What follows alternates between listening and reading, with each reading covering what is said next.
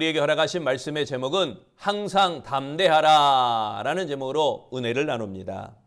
19세기 중엽 진보적 성향을 보이고 노예 폐지 운동에 앞장섰던 미국의 유명한 설교가 헨리 워드 비처 목사가 전하는 비유 하나를 소개하려고 합니다. 바닷가재 한 마리가 어쩌다가 높은 바위 위에 남겨지게 되었습니다.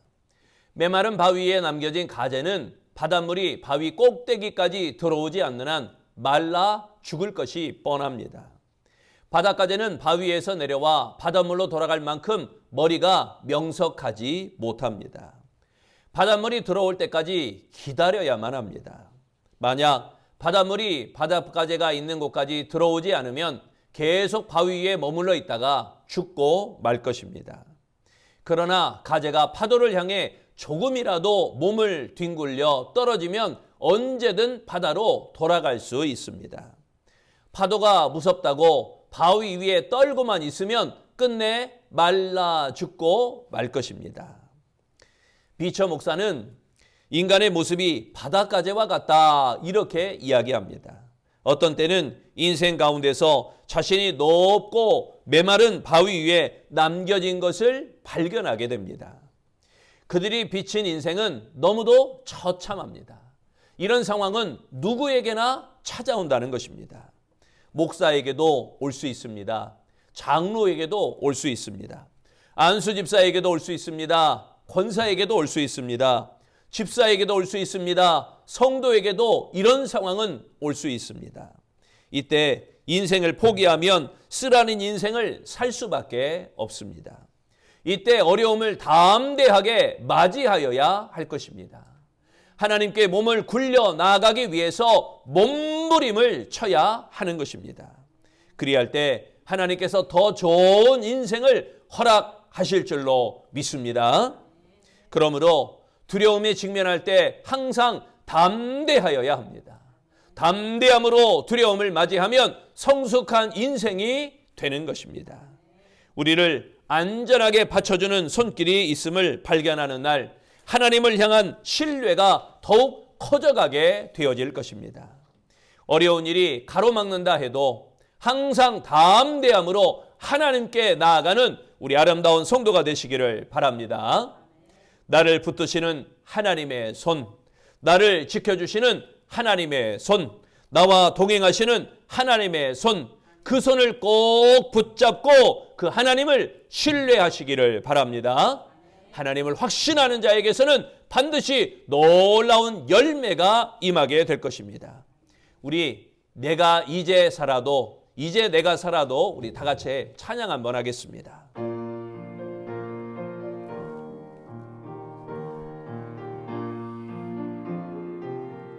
이제 내가 살아도 이제 내가 살아도 주 위에 살고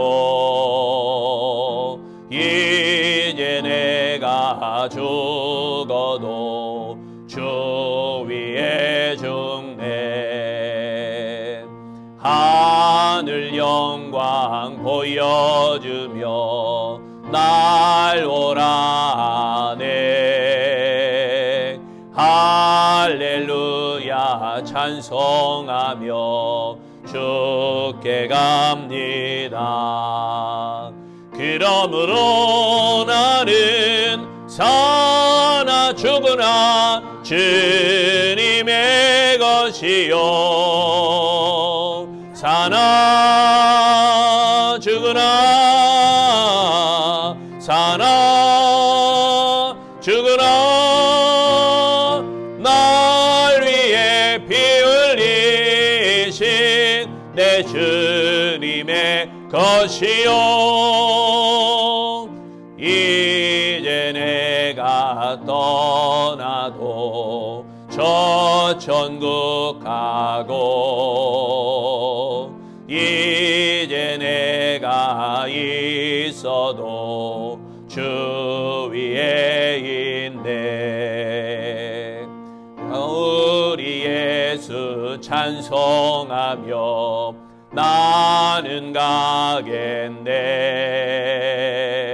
천군 천사 나팔 불며 마중 나오네. 그러므로 나는 사나 죽으나 주님의 것이요, 사나 죽으나 사나 죽으나 날 위해 피 흘리신 내 주님의 것이요. 우리 6절 말씀 보겠습니다. 그러므로 우리가 항상 담대하여 몸으로 있을 때에는 주와 따로 있는 줄을 아노니. 여기에 항상 담대하여, 이 말씀은 언제나 용기를 가지다라는 의미입니다. 바울의 담대함은 5절에 말씀한 대로 성령의 보증을 받은 결과인 것입니다. 바울은 육체를 입고 그리스도와 따로 떨어져 있음에도 불구하고 항상 담대하였던 이유를 주께서 성령으로 함께 계시기 때문이다, 이렇게 이야기하는 것입니다. 여러분, 성령은 우리 안에 내주하여 계십니다. 주님이 육으로 함께하는 것처럼 우리도 담대할 수 있는 것입니다.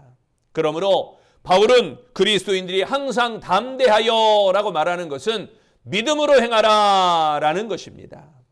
2022년 이지선 교수가 꽤 괜찮은 해피엔딩이라고 하는 책을 최근에 출간을 했습니다. 그녀의 간증은 기도했더니 온몸이 한순간에 깨끗해졌다, 이런 간증이 아니었습니다. 오히려 언제 끝날지 모르는 절망적인 상황에서 믿음을 붙잡은 이야기, 그 이야기를 책으로 펴낸 것입니다. 그것이 진정한 기적 아니겠습니까? 그 간증은 많은 이에게 얼마든지 행복할 수 있음에도 좌절에 빠진 자신을 회개하게 했다고 말합니다. 이지선 교수의 이야기는 평범한 일상에서 감사를 깨닫게 하므로 낙심해서 일어날 희망을 심어 주었던 것입니다.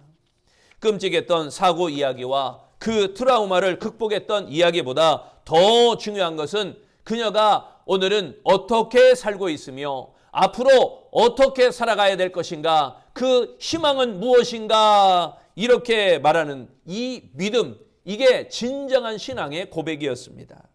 이 책은 어려움을 극복했고 결국 대학 교수가 됐다는 이야기, 그런 이야기가 아니었습니다. 단순한 성공담이나 그래서 해피엔딩이다, 이런 이야기가 아니었습니다. 이지선 교수는 죽은 사람이 살아나는 것만이 기적이 아니라 일상의 삶 자체가 기적이며 해피엔딩을 향해 나아가고 있다는 사실을 깨달아야 한다라고 말하고 있는 것입니다. 평범한 일상이 믿음을 가진 그녀에게는 기쁨이었습니다. 그래서 이지선 교수는 다음과 같이 고백합니다.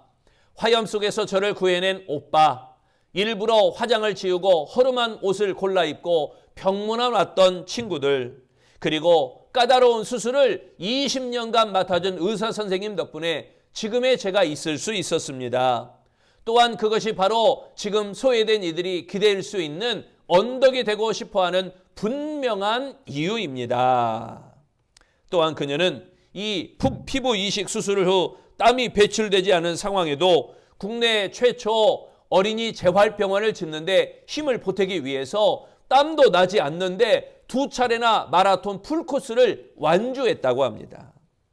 이재성 교수는 꽤 괜찮은 해피엔딩, 이 책을 통해 지금 고통스러운 순간을 통과하고 있는 모든 이들에게 자신이 믿음으로 행한 일들을 소개하고 있습니다. 조금만 기다려보세요. 웃을 날이 더 많아질 거예요. 여기가 끝이 아니에요. 할렐루야.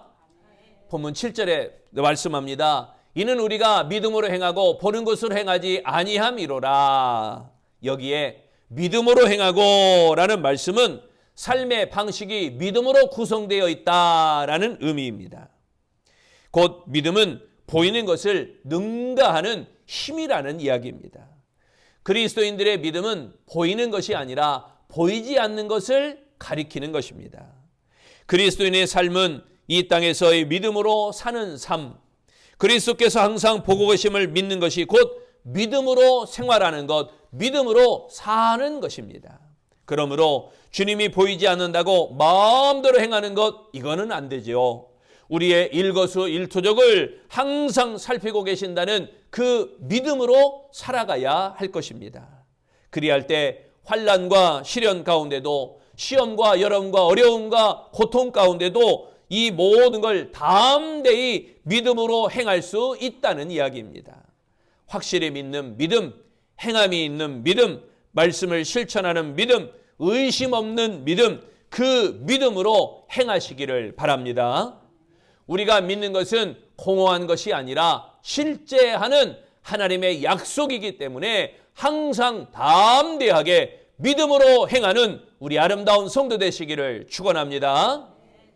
두 번째, 바울은 그리스도인들이 항상 담대하라라고 하는 것은 주를 기쁘시게 하라라는 말씀입니다. 마틴 로이드 존스 목사님은 가난한 집에서 태어났습니다. 그의 꿈은 의사가 되는 것이 그의 꿈이었습니다. 열심히 공부하여 26살에 왕립의학협회로부터 의학 박사 학위를 받고 촉망받는 영국 황실의 의사가 되었습니다. 존스가 의학계에 계속 머물러 있었다면 부가 따랐을 것이고 명예도 따랐을 것입니다. 그리고 성공한 의사가 되어서 자신을 기쁘게 하는 삶을 살았을 것입니다. 하지만 마틴 로이드 존스는 20세 중반에 예수님을 믿고 중생하여 주님을 기쁘시게 하였습니다. 그는 하나님이 바라시는 것은 육신의 질병을 고치는 의사가 아니라는 사실을 깨닫게 되어진 것입니다. 존스는 영혼의 질병을 고치는 의사가 되는 것이 하나님이 원하시는 삶이라는 걸 깨닫고 40세에 목회자의 길로 들어섰습니다. 존스는 노동자가 사는 허름한 집에 살면서 고향 웨일즈의 조그마한 교회의 설교자로 12년 동안 섬겼습니다. 기억력이 대단하여서 성경 전체를 꿰뚫어 알게 되었고 5년 전에 만난 사람의 얼굴뿐만 아니라 그와 나눈 대화까지도 낱낱이 기억하였습니다. 그런 후 런던의 중심과 웨스트민스터 채플의 목회자로 설교하게 되었습니다. 그는 설교에서 이렇게 말합니다. 오직 하나님을 아는 것만이 우리의 목표여야 합니다. 그 위에 것은 모든 그리스도의 목표 미달입니다. 이렇게 강조하였습니다. 그리고 말하기를 신앙생활은 소비자들의 필요를 채우는 종교 서비스를 제공받는 것으로 끝나서는 안 됩니다. 이렇게 지적을 합니다. 마틴 로이드 존스 목사가 임종이 임박한 상황에 있을 때 후배 목사가 찾아와서 존경하는 마음으로 그에게 질문을 했습니다. 평생 하나님의 말씀을 가르치고 설교하며 사셨는데 마음속에 담고 있는 가장 진지한 생각은 무엇입니까? 그러자 로이드 존스 목사는 서슴없이 대답합니다. 나에게 한 가지 진지한 생각이 있었지요. 그것은 내가 목사로서 일하다 죽으면 하나님의 심판대 앞에 설 텐데 그때 하나님께서 나의 생을 돌아보시며 어떻게 평가하실지 가장 진지한 질문이었습니다. 하나님이 심판대 앞에서 나를 보시고 이렇게 칭찬하실까? 한번 묻기를 한평생 나를 기쁘게 하는 삶을 살았구나. 하나님께서 이렇게 칭찬하실까? 아니면 다음과 같이 책망하실 것인가? 한평생 너 자신의 성공과 자신의 행복을 위해서만 살았구나. 로이드 존스 목사는 80이 넘어 생의 마지막에 이러한 책망이 두렵다라고 말한 것입니다. 본문 9절에도 말씀합니다. 그런즉 우리는 몸으로 있든지 떠나든지 주를 기쁘시게 하는 자가 되기를 힘쓰노라. 여기에 주를 기쁘시게, 이 말씀은 주를 기쁘시게 하는 것이 그리스도의 비전이다라는 의미입니다. 살든지 죽든지 철저한 순종을 통하여 자신의 몸에서 그리스도에 존귀하게 되는 것, 나를 통하여 그리스도가 온전히 존귀하게 되는 것, 그것이 주를 기쁘시게 하는 것이다. 바울이 증거하는 바가 바로 이것입니다. 그리스도인은 하나님을 기쁘시게 하는 것이 삶의 목적이어야 하는 것입니다. 조사를 하나 했습니다. 한국 사람, 외국 사람 알 것 없이 세계 모든 사람들에게 조사했는데 당신의 삶의 목적이 무엇입니까? 라고 물을 때 젊은이들은 이렇게 대답했다고 합니다. 해외에 있는 미국이나 다른 사람들, 유럽 사람들은 젊은이들이 뭐라고 대답했냐면 저는 가족을 위해서 살고 싶습니다. 가족을 위해 사는 것이 행복입니다. 라고 했는데 한국에 있는 젊은이는 뭐라고 대답했냐면 나는 돈을 많이 버는 것이 삶의 목적입니다. 라고 했다는 거예요. 그런데 왜 그렇습니까? 라고 물을 때 그 많은 돈을 가족을 위해서 쓰고 싶습니다. 말이 좀 다르죠? 그 유럽에 있는 사람들은 내가 가난해도 가족을 위해서 살고 싶다라는 것이고 한국 사람들은 내가 부자가 되어서 가족과 함께 살고 싶다라는 어떠한 방향과 목적이 같은 것 같지만 뭔가 다른 것입니다. 여러분은 무엇을 위해서 기쁘게 살기 원하십니까? 바울이 말한 것처럼 주를 기쁘시게 하는 삶이 되시기를 바랍니다. 하나님을 기쁘시게 하려고 모든 것을 절제할 수 있는, 참을 수 있는, 인내할 수 있는 그 능력이 필요합니다.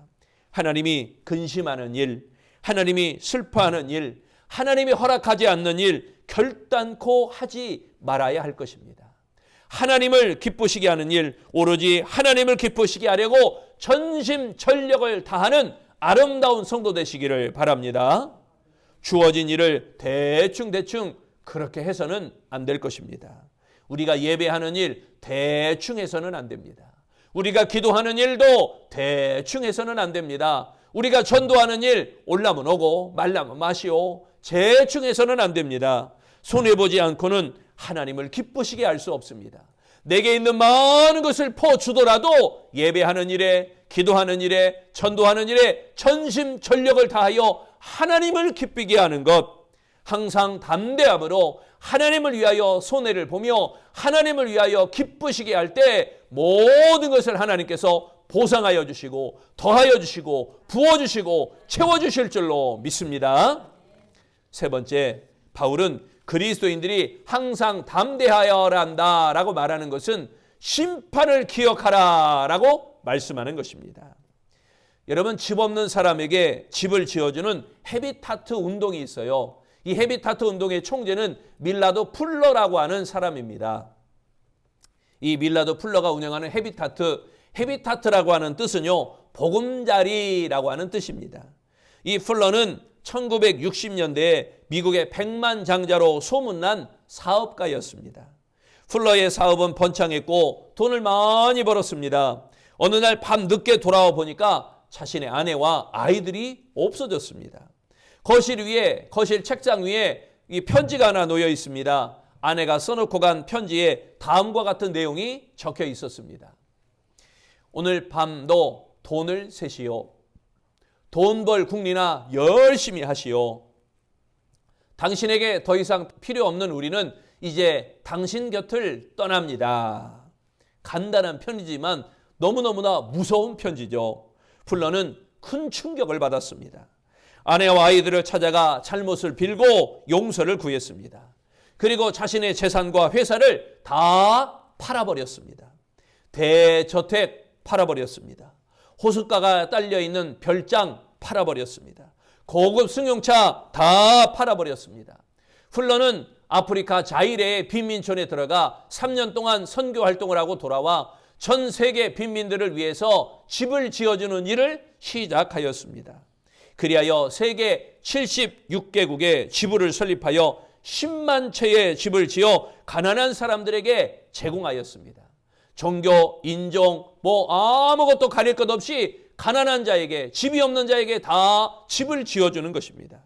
그래서 풀러는 다음과 같이 말합니다. 저는 심판을 믿기에 가난한 생활을 극복하는 것은 문제가 되지 않았습니다. 그보다 물질적 부를 가난한 자에게 나눠줄 때 진정한 행복에 이를 수 있다는 것을 깨달았습니다. 이 땅에서의 삶은 잠깐입니다. 그러나 우리 앞에는 심판이 기다리고 있습니다. 풀러, 그는 분명 믿음의 사람이었습니다. 여러분, 심판대 앞에 있는 생명책의 이름이 기록될 뿐 아니라 행한 대로 여러분이 행한 대로, 여러분이 열심을 내어 실천한 대로, 여러분이 그 심판대 앞에 내가 있다, 그리고 내 앞에 상급이 얼만큼 있는가, 이것을 여러분 믿으시기를 바랍니다. 마지막 날에 모든 사람은 심판대 앞에 서게 될 것입니다. 우리는 그 심판대 앞에서 두렵고 떨림이 아니라 소망과 기쁨으로 맞이하여야 할 것입니다. 그 심판대 앞에 여러분 두렵습니까? 그 심판대 앞에 여러분 떨립니까? 여러분 그렇다면 제대로 된 신앙이 아닙니다. 제대로 된 믿음이 아니에요. 그 심판대가 기다려지고 그 심판대가 희망이 있고 그 심판대에 소망이 있다면 그것이 바로 제대로 된 믿음의 삶인 것입니다. 10절에 말씀합니다. 이는 우리가 다 반드시 그리스도의 심판대 앞에 나타나게 되어 각각 선악간의 그 몸으로 행한 것을 따라 받으려 함이라. 여기 심판대 이 말씀은요, 정죄의 심판이 아닌 상급과 관련된 심판입니다. 정죄의 기준이 아닌 상급의 기준이라는 것입니다. 여러분, 우리가 두렵고 떨림으로 맞이해야 될 심판대가 아니라 상급. 내가 열심히 예배했습니다. 장로가 되었습니다. 권사가 되었습니다. 안수집사가 되었습니다. 집사가 되었습니다. 성도가 되었습니다. 나의 직분에 맞게 열심히 충성했습니다. 장로로서 예배했고, 권사로서 기도했고, 안수집사로서 헌신했고, 집사로서 충성을 다했습니다. 라고 하는 직분에 따른, 열심에 따른 그 하나님의 상급에 따른 심판이라고 말씀하는 것입니다. 그리스도 앞에서 심판은 반드시 있습니다. 그리스도인들은 결산하는 심판이 있음을 기억해야 할 것입니다. 그리스도인은 심판을 대비하며 살아야 됩니다. 몸으로 행한 것을 따라 심판받는 것은 심판의 기준이 되어질 것입니다. 여러분, 그리스도의 중심으로 살았느냐, 아니면 그리스도의 중심으로 살지 않았느냐. 그리스도의 중심으로 산 것은 선한 것이다 라고 말하며 그렇지 못한 것은 악한 것이다 라고 구분짓게 됩니다. 선, 악의 기준은 인간이 아니라 그리스도께 있는 것입니다. 저 사람이 착하다, 착한 일 많이 해서 착한 게 아니라 저 사람이 선하다, 이건요 예수를 잘 믿었다, 그래서 선하다라고 말한다는 것입니다. 그러므로 우리 찬양한 것처럼 사나 죽으나 그리스도의 중심으로 살아야 할 것입니다. 환경이 어떻든지 사람들이 뭐라 하든지 여러분 흔들리지 말고 헌신하시기 바랍니다. 충성하시기 바랍니다. 열심을 내시기 바랍니다. 초지일관 직분을 감당하는 것이 심판을 기억하는 자의 태도임을 믿으시기 바랍니다. 한국교회 초대교회 시절이 있었습니다. 한 교회만을 돌볼 수 없었던 선교사들은 평신도들에게 교회의 사역을 맡기고 자기가 개척한 교회를 평신도에게 맡기고 본인은 한 달에 한 번 또는 두 달에 한 번 이렇게 방문한 적이 있었습니다. 마을에서 예수를 잘 믿고 성경을 읽을 줄 아는, 한글 원문을 읽을 줄 아는 사람들을 택하여 조사라고 임명을 했습니다. 때로는 영수라고 임명하기도 했습니다. 그래서 그에게 예배 인도하는 직분을 주었던 것입니다. 경상북도 산골 교회에서 조사가 시편 23편을 봉독합니다. 그런데 해가 떨어진 밤에 가물가물거리는 호롱불빛 밑에서 성경을 읽는데 이 호롱불 밑에서 읽으니까 글씨가 제대로 보이질 않아요. 그래서 이렇게 읽었습니다. 여호와께서 나의 목자시니, 이렇게 읽어야 되느니 여호와께서 나의 목 자르시니 라고 읽은 것입니다. 그러면 우리 같으면, 지금 저 같으면 아유 여러분 죄송합니다, 제가 잘못 읽었습니다 라고 하면 될 텐데 조사가 그렇지 않았어요. 조사가 뭐라고 그랬냐면 여호와께서 내 목을 자르셔도 내게는 부족함이 없습니다, 이런 의미로 이 조사가 이해를 한 것입니다. 여호와께서 내 목을 자르시니, 이 말씀을 내 목을 자르셔도 내게는 부족함이 없습니다. 그리고 성경을 읽고 난 다음에 이 조사는 비장한 심정으로 설교를 시작했습니다. 그리고 조사는 큰 소리로 담대하게 외쳤습니다. 여호와께서 내 목을 자르셔도 저는 부족함이 없습니다. 저는 죽어도 좋습니다. 그러자 온 교인들이 저마다 손을 들고 함께 외치며 이렇게 말합니다. 내 두요, 내 두요. 여호와께서 내 목을 자르셔도 주를 따르겠습니다. 여호와가 목을 자르셔도 좋다는 신앙 고백. 여러분, 우리는 이미 시편 23편을 알아요. 그래서 여호와께서 나의 목자 되신 것을 알아요. 그런데 우리가 실수로라도 내 목을 자르셔도 라고 읽는다면 저 사람 잘못 읽었네 라고 평가하지 말고, 우리도 주님께서 내 목을 자르셔도, 주님께서 내 목을 자르셔도 나는 끝까지 주를 따르겠습니다 라는 아름다운 신앙 고백을 할 수 있는 복 있는 아름다운 성도, 이것이 바로 초대교회 선배들이 가졌던 담대한 믿음 아니겠습니까? 다니엘의 믿음처럼 그리 아니하실지라도 편치 않는 믿음. 할렐루야. 이 믿음으로 우리가 항상 담대하여야 할 줄로 믿습니다. 사랑하는 성도 여러분, 우리가 그렇다면 남은 생애를 어떻게 살아가야 되겠습니까? 나만을 위해서 살아가야겠습니까? 아니면 세상과 짝짓고 비겁하게 그때 다르게 살아가야 하겠습니까? 우리는 이제 하나님을 위해, 그리고 다른 사람을 위해 살아야 할 것입니다. 부디 하나님 앞에 담대히 서 나아가는 아름다운 성도 되시기를 축원합니다. 항상 담대하여 믿음으로 행하는 아름다운 성도, 항상 담대하여 주를 기쁘시게 하는 아름다운 성도, 항상 담대하여 심판을 기억하는 아름다운 성도 되시기를 바랍니다. 그 믿음으로 행하여 주를 기쁘시게 하며 심판을 기억함으로 사명을 위하여 끝까지 충성하는 우리 아름다운 성도들이 다 되어지시기를 축원합니다. 기도하겠습니다. 그리 아니하실지라도 변치 않는 믿음을 후요한 다니엘처럼, 또한 내두요라고 하며 잘못 읽었던 성경마저도 하나님 은혜 가운데 해석했던 그 시골 교회의 성도들처럼, 그리고 항상 주만 바라보며 주만 의지하며 주만 소망했던 바울처럼 우리 아름다운 성도들도 항상 담대한 믿음으로 나아가기를 원합니다.